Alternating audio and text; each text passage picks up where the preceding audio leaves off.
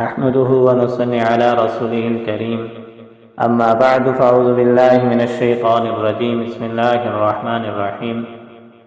عبداللہ ابن مبارک رحمۃ اللہ علیہ نے ایک عورت کا واقعہ بیان کیا ہے جو قرآن کریم کی آیتوں سے بات کا جواب دیا کرتی تھی۔ اس واقعے کی تفصیل تو بہت زیادہ ہے، میں تھوڑا سا مختصر بیان کر دیتا ہوں۔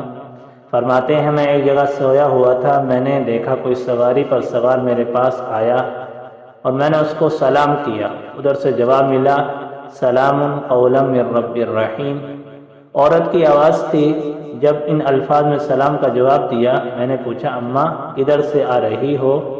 ادھر سے جواب ملا وَأَتِمُّ الْحَجَّ وَالْعُمْرَةَ لِلَّهِ، میں پہچان گیا عمرہ کر کے آ رہی ہیں۔ میں نے پوچھا یہاں کیسے ہو؟ کہنے لگی وَمَن يُضْلِلِ اللَّهُ فَلَا هَادِيَ لَهُ، میں سمجھ گیا کہ راستہ گم کر گئی ہیں۔ میں نے پوچھا اماں جان کہاں جانا چاہتی ہو؟ کہنے لگی ادخلوا مصر ان شاء اللہ آمینین، میں سمجھ گیا کہ شاید جانا چاہتی ہیں، چنانچہ میں نے ان کی سواری کی مہار پکڑ لی اور چلنا شروع کر دیا۔ درمیان میں نے پوچھنا چاہا تمہاری زندگی کیسی ہے، شور ہے یا نہیں؟ میں نے یہ بات پوچھی تو انہوں نے آگے سے آیت پڑھی لا تقف ما لیس لک بہ علم ان السمع والبصر والفؤاد کل اولئک کان عنہ مسئولا۔ جب انہوں نے یہ آیت پڑھی میں سمجھ گیا کہ اس بارے میں مجھ سے کوئی بات کرنا نہیں چاہتی۔ میں نے کچھ عربی کے اشعار پڑھنے شروع کر دیے۔ فرماتے ہیں اس نے آگے سے قرآن پڑھا فقرؤوا ما تیسر من القرآن، اگر تم نے کچھ پڑھنا بھی ہے تو قرآن سے پڑھو۔ کہنے لگے میں نے قرآن پڑھنا شروع کر دیا۔ جب شہر آ گیا تو میں نے پوچھا یہاں آپ کو کوئی ہے؟ کہنے لگے المال والبنون زینت الحیات الدنیا، میں سمجھ گیا ان کے بچے ہیں۔ پوچھا ان کا کیا نام ہے؟ فرمانے لگی ابراہیم و اسماعیل و اسحاق، میں سمجھ گیا کہ ان کے 3 بچے ہیں اور یہ ان کے نام ہیں۔ جب دروازے پر جا کر آواز لگائی تو 3 خوبصورت نوجوان جن کے چہرے اتنے نور تھے، ان کی اتنی جاذبیت تھی کہ بندے کی نگاہ ہٹتی نہیں تھی۔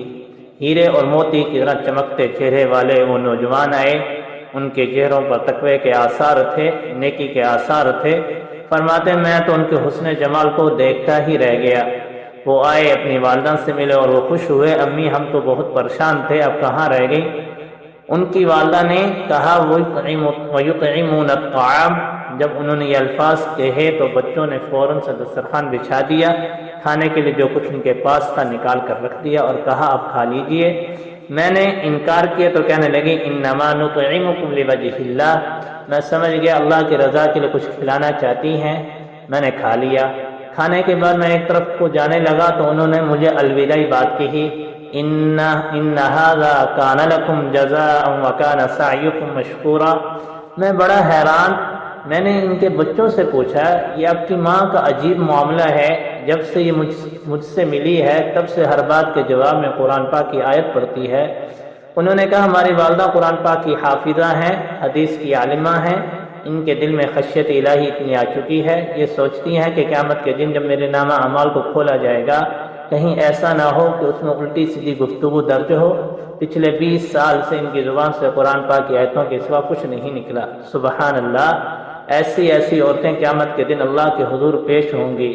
اور آج ہماری عورتیں ہیں جن کا وقت غیبت اور بہتان اور الزام تراشی سے گزر جاتا ہے، پھر یہ اللہ کے حضور کیا جواب دیں گے؟ ہم اگر حالات کو دیکھیں، تاریخ کو دیکھیں تو اس امت میں ایسی عالمہ عورتیں گزری ہیں جنہوں نے اپنے بچوں کو بنایا، دین کی تعلیم دی، دین کی خدمت کرتے ہوئے زندگیاں گزار دی، اللہ کے حضور درجات پا گئے۔ تو عورتوں کو دین کی تعلیم کے حصول میں مردوں سے پیچھے نہیں رہنا چاہیے، اس میں مسورات کو آگے سے آگے بڑھ کر اپنی دنیاوی زندگی اور آخرت کی زندگی کی فکر کرنی چاہیے۔ اللہ ہم سب کو عمل کی توفیق عطا فرمائے۔